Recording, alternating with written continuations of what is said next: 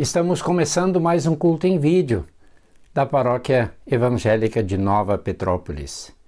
Seja bem-vindo, seja bem-vinda.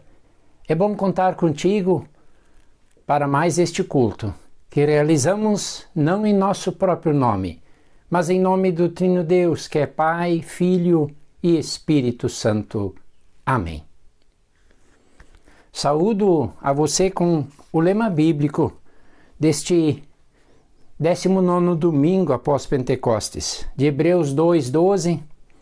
Ó Deus, eu falarei a respeito de ti aos meus irmãos e te louvarei na reunião do povo.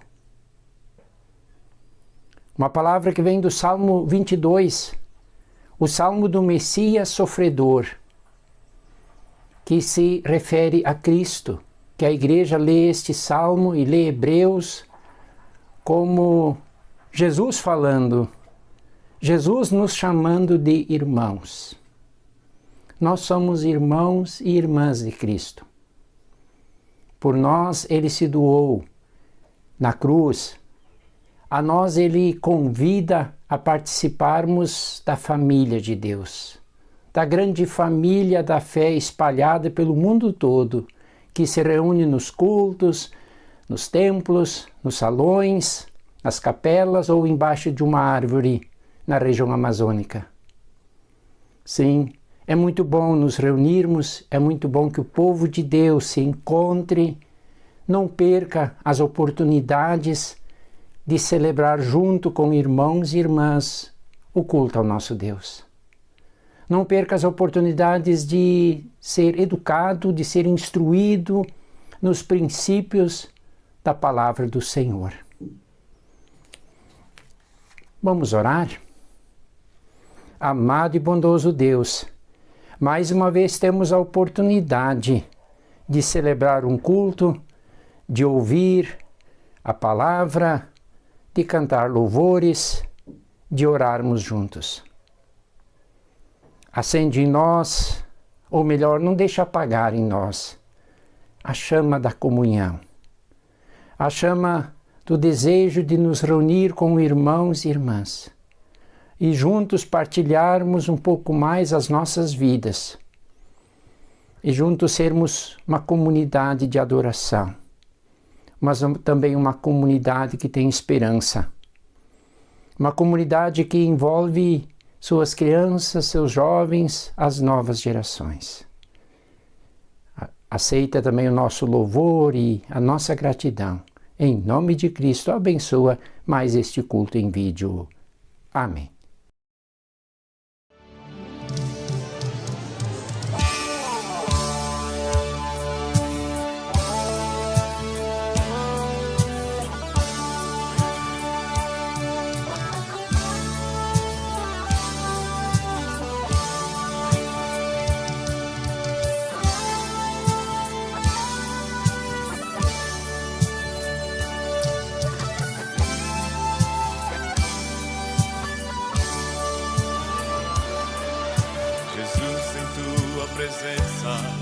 Reunimos-nos aqui, contemplamos tua face e rendemos-nos a ti, pois um dia a tua morte trouxe vida a todos nós e nos deu completo acesso ao coração do Pai.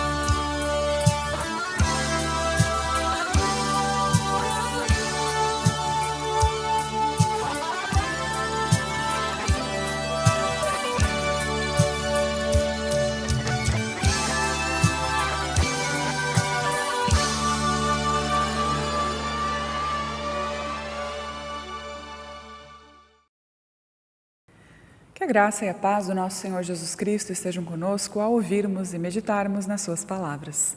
A pregação deste domingo é baseada no Evangelho de Mateus, capítulo 21, versículos 33 a 46, onde lemos: Jesus lhes disse: escutem outra parábola. Certo agricultor fez uma plantação de uvas e pôs cerca em volta dela.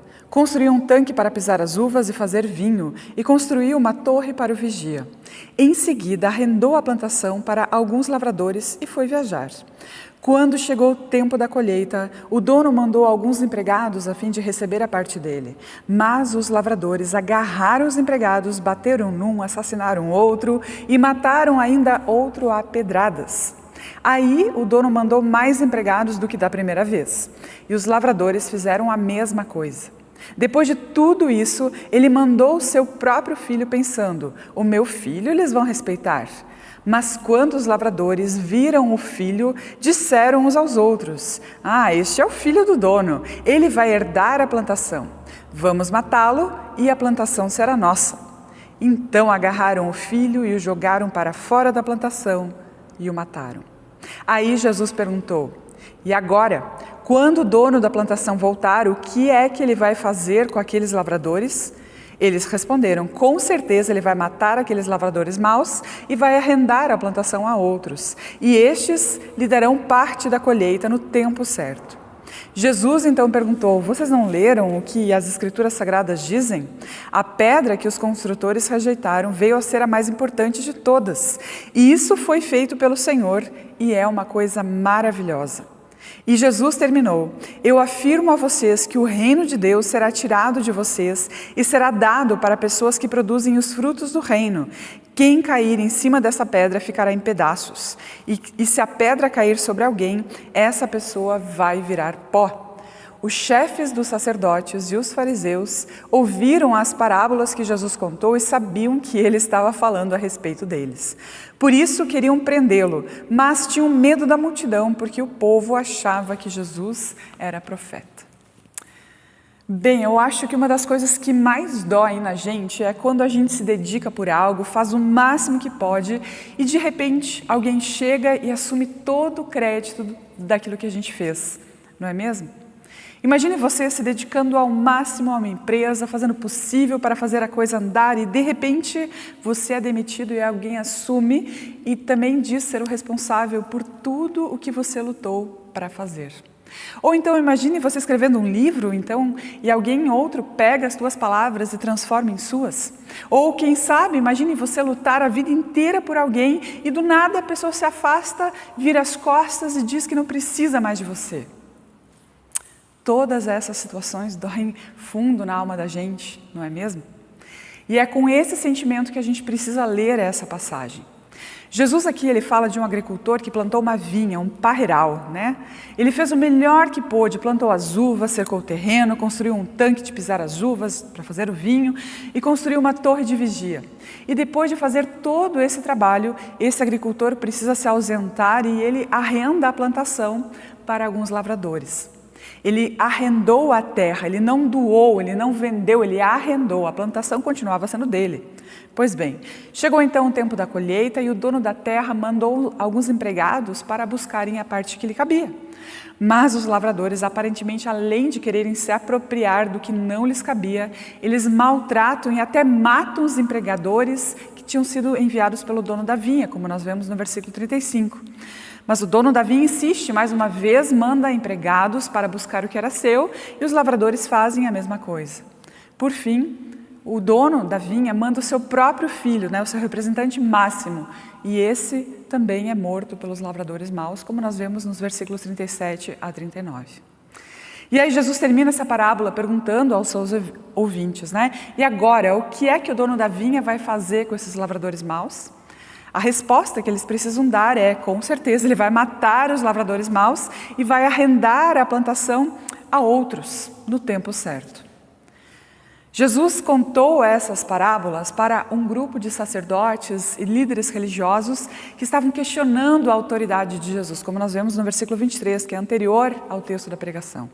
E Jesus conta então para esses líderes a parábola dos dois filhos, a parábola do filho pródigo, e também essa parábola que é o texto da pregação deste final de semana.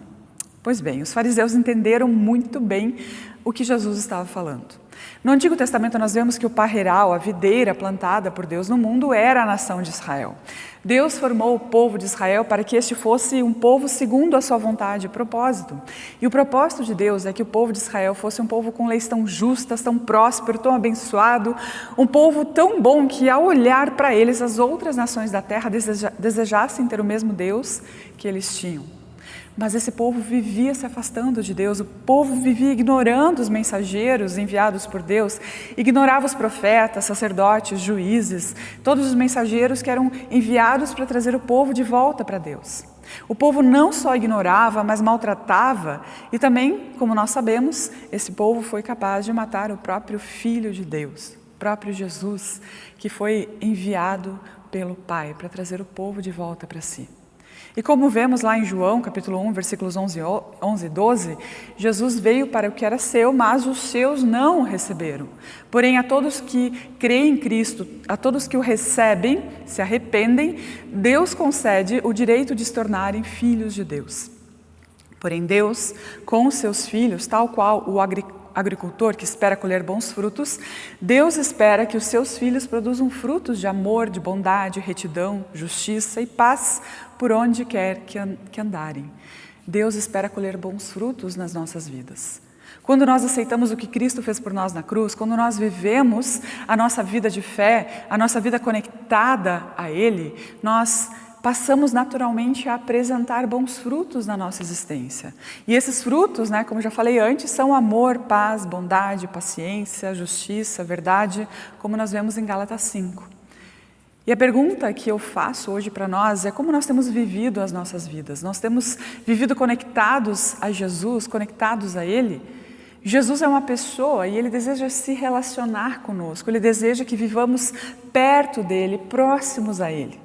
Deus quer que vivamos assim, perto de Cristo, porque Ele sabe que longe dEle não há uma vida de verdade. Nessa parábola do filho pródigo, que está relatada logo antes deste que é o texto da nossa pregação, nós vemos que o filho, quando resolve viver longe do pai, o máximo que ele encontra é comida de porcos. Deus sabe que longe dele, o máximo que nós conseguimos encontrar é uma falsa sensação de existência.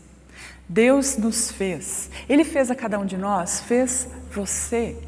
E quando nós vivemos num relacionamento com Deus, próximos a Deus, num relacionamento com Jesus, é que nós podemos experimentar uma vida que faz sentido e também uma vida que reflete os valores do reino, que produz bons frutos. E a pergunta que eu preciso nos fazer nesse dia é como nós temos vivido as nossas vidas.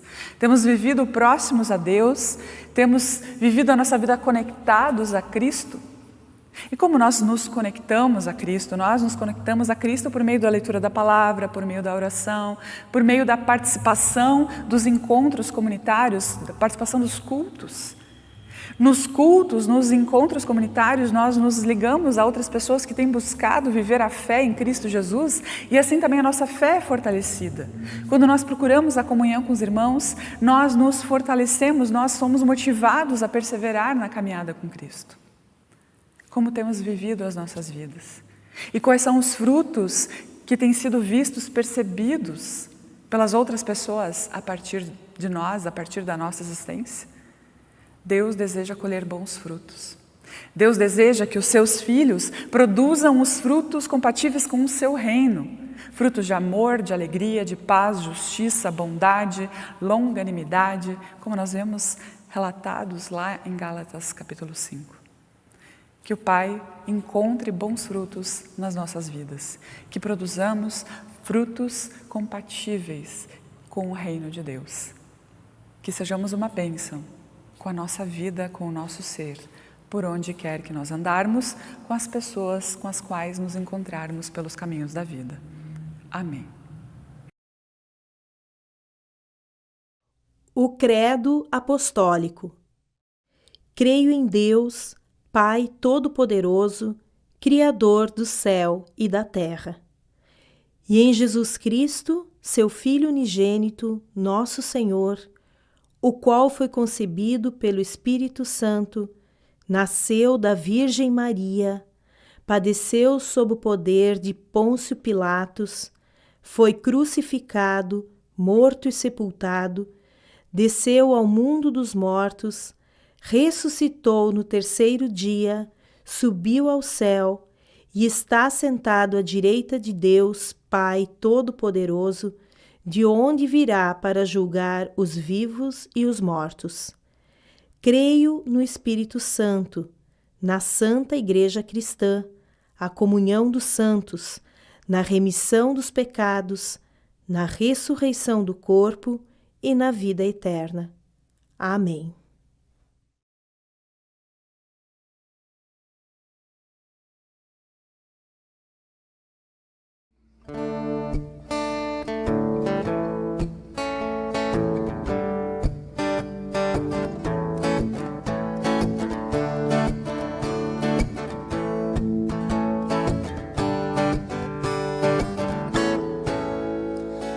Cego eu andei e perdido vaguei, longe, longe do meu Salvador.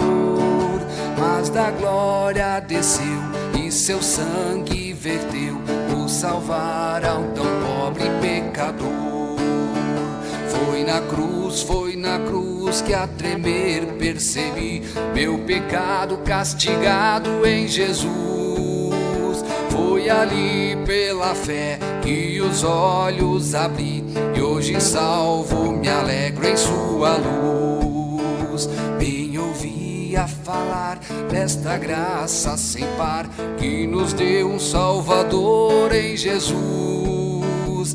Mas eu surdo me fiz, converter-me não quis ao Senhor que por mim morreu na cruz. Foi na cruz que a tremer percebi meu pecado castigado em Jesus. Foi ali pela fé que os olhos abri, e hoje salvo me alegro em sua luz. Mais um dia senti meu pecado e tremi, vendo as penas da justiça e da lei. Apressado fugi, em Jesus me escondi, e refúgio seguro nele achei. Foi na cruz que a tremer percebi meu pecado castigado em Jesus. Foi ali pela fé que os olhos abri, e hoje salvo me alegro em sua luz. Quão feliz é então esse meu coração a gozar aquele tão santo amor, que levou o meu Jesus a sofrer lá na cruz, por salvar a um tão pobre pecador. Foi na cruz que a tremer percebi meu pecado castigado em Jesus. Foi ali pela fé que os olhos abri, e hoje salvo me alegro em sua luz. Foi ali pela fé que os olhos abri, e hoje salvo me alegro em sua luz.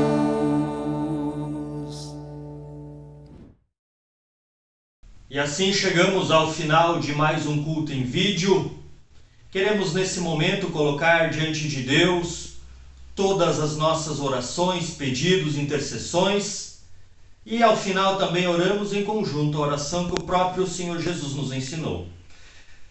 Querido amado Deus, nós queremos te louvar e te agradecer por mais uma palavra que aqui foi anunciada, pregada, essa palavra que se torna viva em nossos corações e mentes, tendo o poder de nos transformar e fortalecer a nossa fé em Cristo Jesus.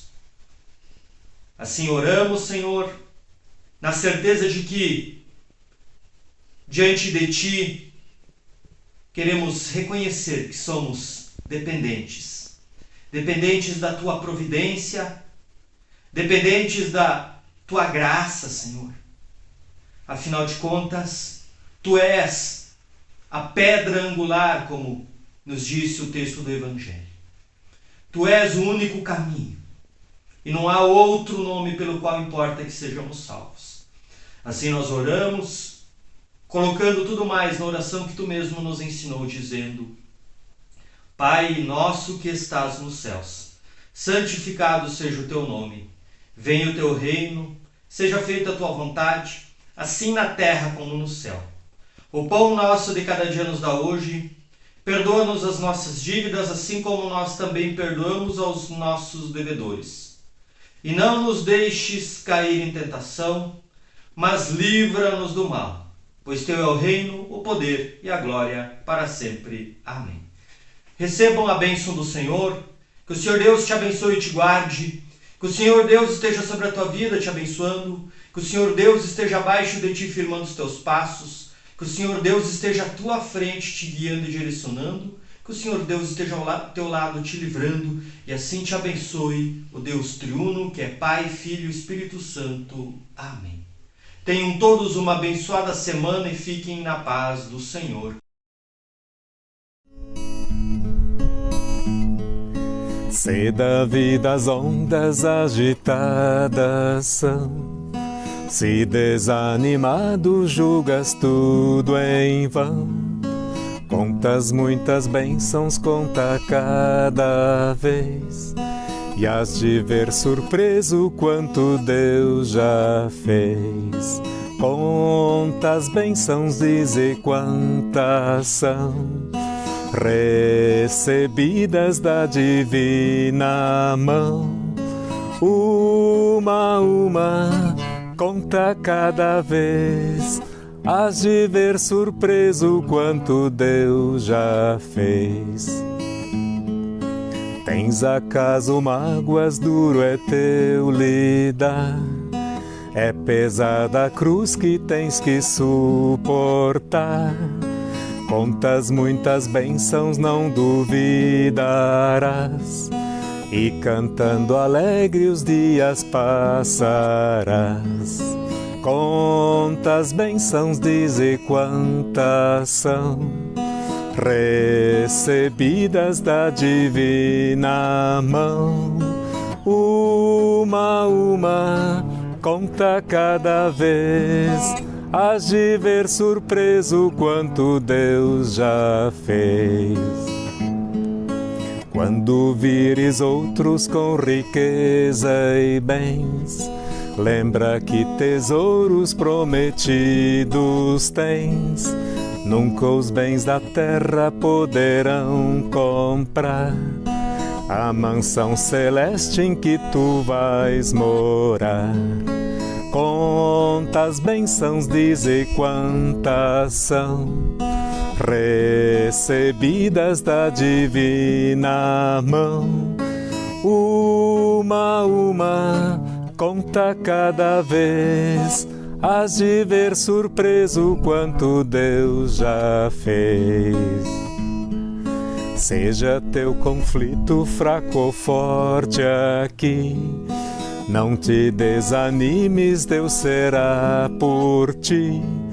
Seu divino auxílio derrotando o mal, te dará consolo e paz celestial. Conta as bênçãos, dize quantas são, recebidas da divina mão. Uma a uma, conta cada vez, has de ver surpreso quanto Deus já fez.